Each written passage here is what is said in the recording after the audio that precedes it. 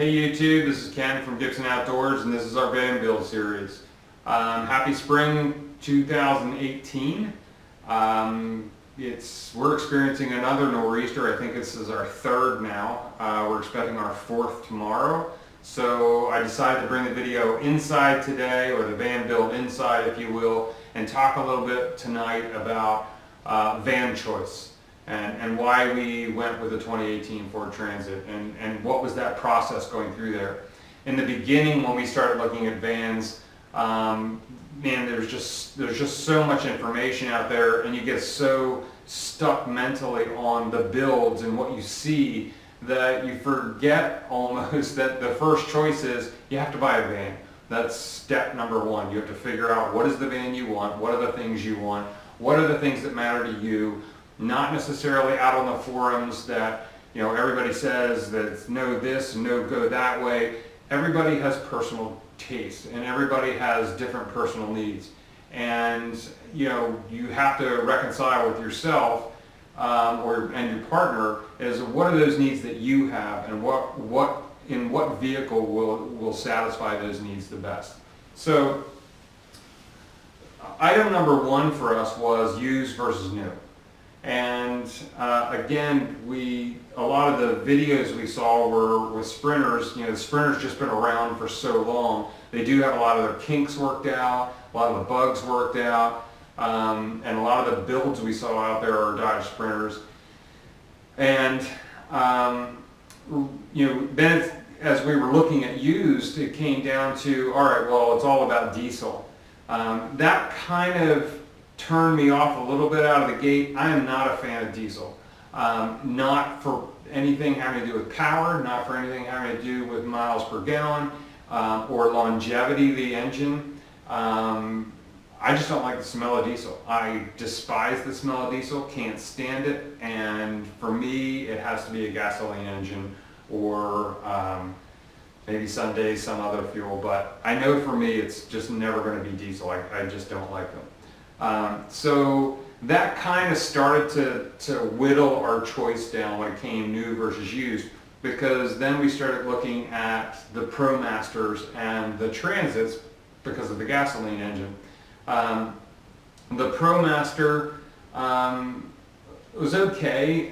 It's got a 3.06 cylinder engine with 280 horsepower, and that was all right. The Ford Transit, they have the 3.7 that has 275 horsepower, but they also have the EcoBoost, which is a 3.5 liter V6 with 310 horsepower and 400 foot-pounds of torque.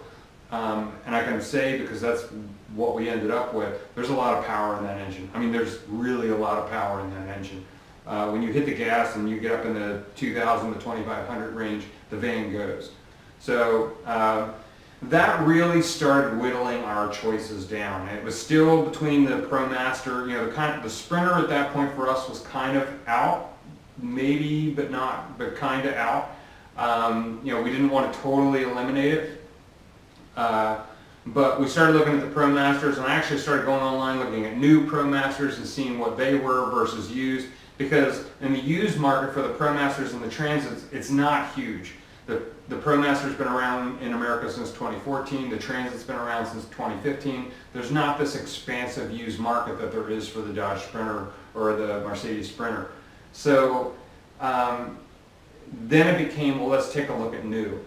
And the Dodge, really, if you want to go new, that's kind of the, you know, that's one you can really step into a new van, and it's not completely going to break the bank. I mean, you're buying a new vehicle, and you're spending maybe a couple of bucks more than you would normally be spending on your typical vehicle you buy for work.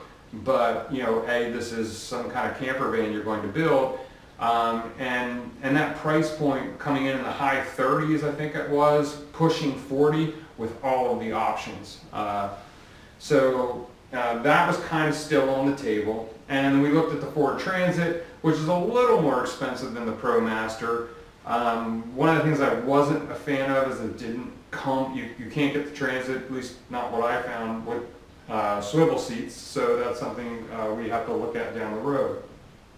But so We started going, we ended up making the choice to go new because for us, I had a 2012 F-250 that had 75,000 miles on it, and it became a natural fit then. I have a history with Ford. I really like Ford, and we just ended up trading in the truck for a brand new 2018 Transit with 11 miles on it.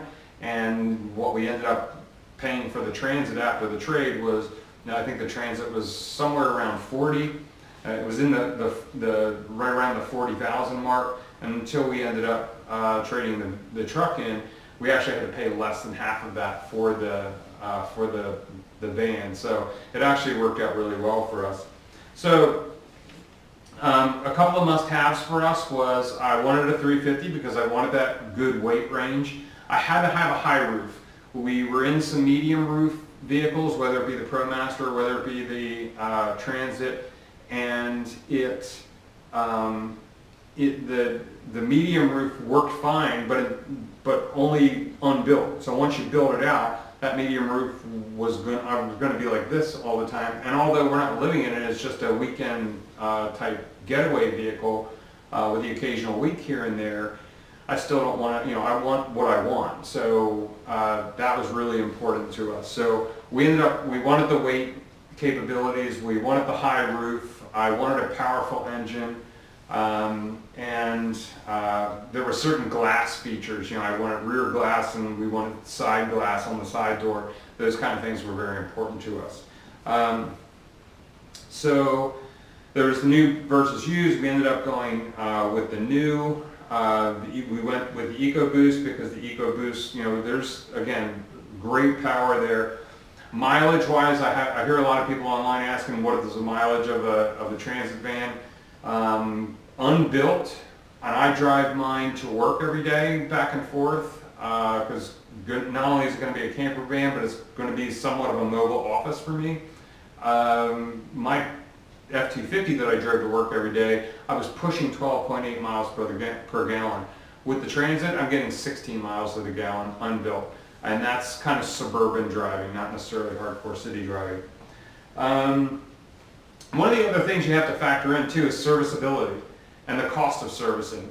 There's one Mercedes dealer within 40 minutes of where I live. There's 3 Ford dealers within 40 minutes of where I live, and I've used 2 of them in the past, and I would trust them to work on my vehicle. So if there's that, and I live in a pretty populated area, so if we're out and about somewhere and we have a trouble with the van, I need somewhere I can take it. So that's really an important feature too. Plus, when I'm getting it fixed, am I paying Ford prices, Dodge prices, or am I paying Mercedes prices? Again, not to down Mercedes, it's a great product, it's a great vehicle, but for our needs and what we wanted, the Ford was just a better fit for us in that regard. The ground clearance is something I hear talked about a lot, and it's something that did concern me. The ProMaster Sprinter has good ground clearance. The ProMaster has a little over 6 inches of ground clearance. What I don't like, which isn't the end of the world, but what I don't like about it is it's that same ground clearance all the way across from wheel to wheel. And for me, that's a problem. If I'm on a mountain road with rocks or ruts and so forth, it's that same height across the board from wheel to wheel. With the Transit, I still have that same height, only right at the rear, but if I have a rock or a rut, I can put that rut between the rear and one of the wheels and get over the point of wherever that high spot's going to be. So that was a factor for us there. Let's see, wrote a lot of this stuff down here.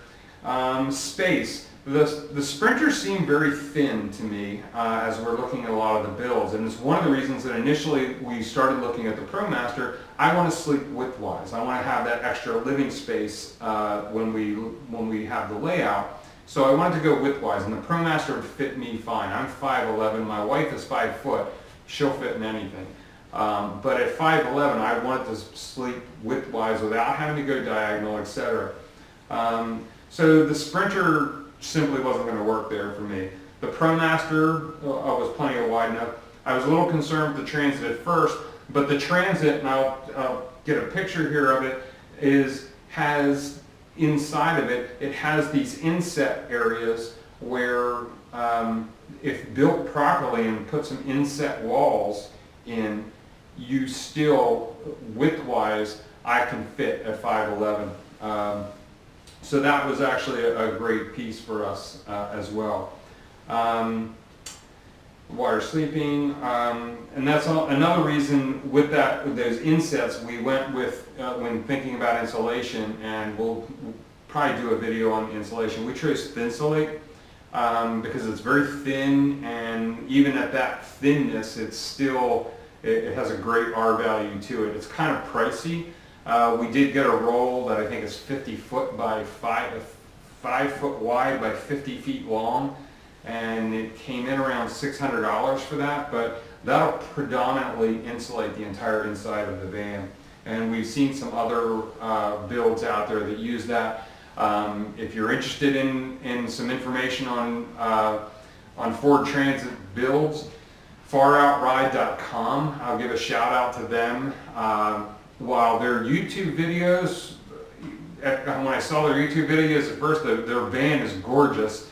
I was, you know, they're only a couple seconds long, but if you go to their website, they've done so much research and they put so much effort into that website. Shout out to FarOutRide.com. You guys, that's amazing. I mean, it's been such a help for us. And actually most of the stuff I'm buying for mine, we're buying through their site, just as a way to say thanks for the effort that they put into that, because it's considerable. But we went with the Thinsulate because, you know, we can pack it in there a little bit and inset those walls and still get that width-wise sleeping. The downside to the Transit is getting out of the driver's seat. That's the biggest piece of the Transit that I'm not a huge fan of.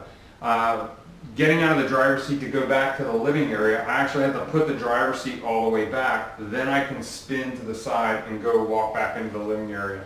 I'm not planning on putting a swivel on the driver's side. I'm going to end up putting one on the passenger side. I'm not putting one on the driver's side because for me, the driver's seat sits up at just the right height for me, and to add a swivel adds another 1 3/4 inches to the height of the seat, and I don't want to be sitting up any higher because I'll feel like I'm reaching down for the steering wheel at that point. So I'm not going to, for that reason only, I'm not going to put a swivel seat on the driver's side, but on the passenger side, we will end up doing that.